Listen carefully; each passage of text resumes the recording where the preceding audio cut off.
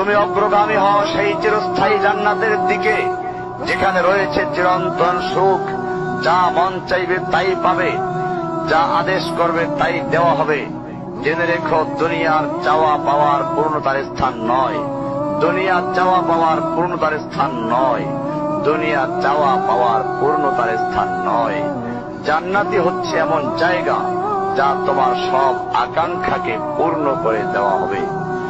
চির কিশোর সেবকগণ, চির যৌবনা সঙ্গিনীগণ, ফল মূল, গোশত, দুধের মধুর শরাবের নহর, উত্তম বাসস্থান ও বিছানা, চির আরাম, চির যৌবন, চির সুখ, অসংখ্য নেয়ামতের মাঝে সবচেয়ে বড় নেয়ামত হবে তুমি আল্লাহকে দেখবে। শুধু তোমাকে এটা বলাই যথেষ্ট মনে করছি, সবচেয়ে কম মর্যাদার যে জান্নাত লাভ করবে তা হবে দুনিয়ার 10টির সমান।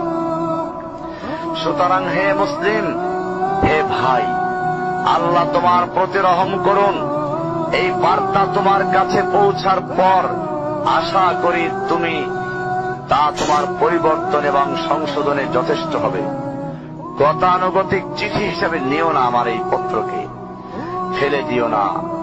এটা ফেলে দেওয়ার নয়, আল্লাহর জন্য বলছি, এর দ্বারা নিজেদেরকে সংশোধনের চেষ্টা করো।